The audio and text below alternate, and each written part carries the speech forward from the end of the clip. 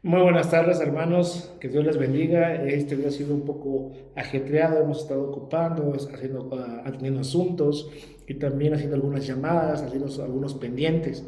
Pero estamos aquí, hermanos, en el devocional y checando, hermanos, que la vez pasada estábamos en el 5 y ahora ya brincamos hasta el 6. ¿Por qué? Porque vamos a estar viendo desde el 8, hermanos, desde el versículo 8.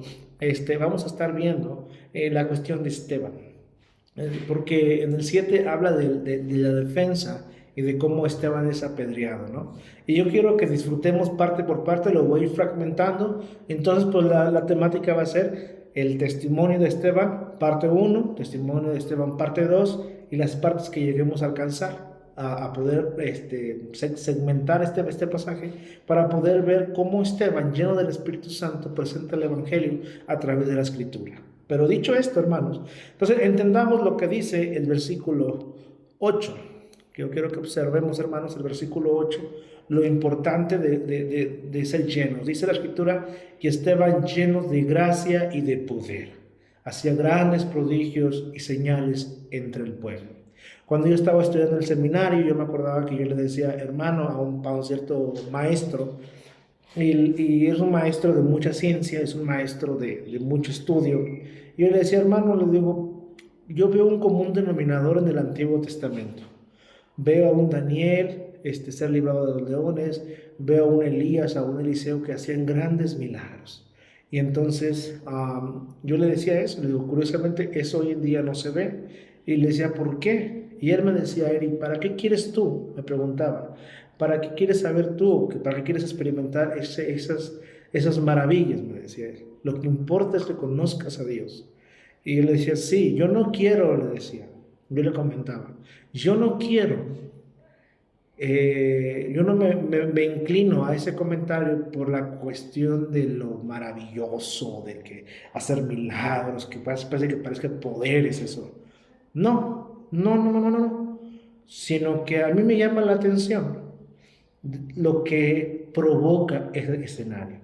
Eso es simplemente mi observación como cristiano, o sea, ni siquiera como pastor, sino como un creyente en Cristo que observa y dice, bueno, ¿qué era lo que a Elías, a Abraham, a Daniel, a Moisés, hacer esos grandes milagros a todos los héroes de la fe? Y sin duda alguna, hermanos, lo que debemos de buscar es hacer precisamente eso que provoca las grandes cosas, una comunión. Y podemos ver una vez más que ya estando Esteban, siendo que el Señor Jesús ya había partido, y ahora los primeros cristianos vivían su vida, Pedro, Juan, Pablo y Esteban y Felipe y todos los primeros cristianos eran también llenos de gracia y de poder, hacía grandes prodigios y señales entre el pueblo. Entonces, ¿qué era lo que pasaba? Que Esteban estaba lleno del Espíritu Santo. Hemos visto en estos días la importancia de ser llenos del Espíritu Santo. Y vemos entonces que se levantaron unos en la sinagoga llamada los libertos, y de los de Cirene, de Alejandría y de Cilicia y de Asia, disputando con Esteban. ¿Por qué? Porque estaban los defensores según de Dios.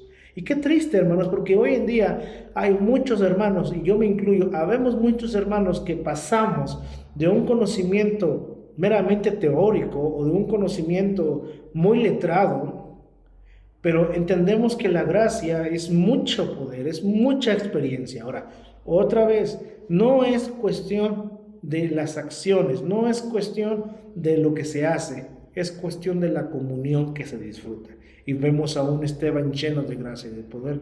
Dice que no podían resistirle a la sabiduría y al espíritu con que hablaba. Cuando alguien es lleno del Espíritu Santo, hermanos, va a hablar con denuedo, va a hablar con fundamentos. Entonces hablaba con gran poder. Entonces, ¿qué van a hacer las personas que se les va el control cuando alguien habla con poder? Van a empezar a sobornar a unos para que dijeran blasfemias en contra de Moisés y solventar al pueblo. Dice la Escritura, versículo 13, que pusieron falsos testigos que decían que él hablaba y que estaban en contra del lugar santo y de la ley. Estaban defendiendo una estructura, estaban defendiendo algo material y estaban torciendo la ley. Y podemos ver, hermanos, que dice que destruirá este lugar y cambiarán las costumbres de Moisés. Estaban defendiendo costumbres y hoy en día es lo que sucede en muchos lugares, hermanos, en muchas iglesias.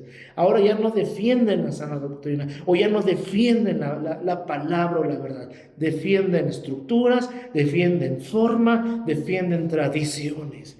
Y tristemente a veces toman decisiones desde su egoísmo.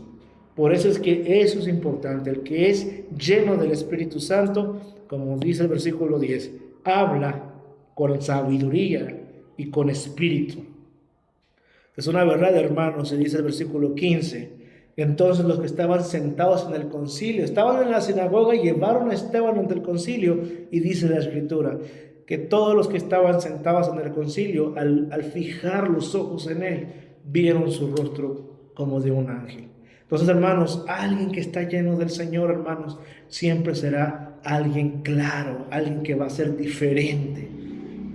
No estoy diciendo que todos vamos a ser iguales, pero lo que yo te quiero decir en esta hermosa tarde, que tu vida sí tiene que ser diferente, que sí se tiene que proyectar. Seas una persona seria, seas una persona tímida, pero tu forma de hablar, tu forma de ver las cosas, tu forma de querer y de amar, tiene que ser netamente desde el Señor. Y eso se nota a leguas. Dice la Escritura que la gente va a conocer que somos discípulos del Señor cuando tuviéramos amor los unos con los otros. Así que, mi hermano, que Dios te bendiga. Excelente viernes, feliz inicio de fin de semana. Que Dios te bendiga. Un fuerte abrazo, saludos, el hermano Eric Yael.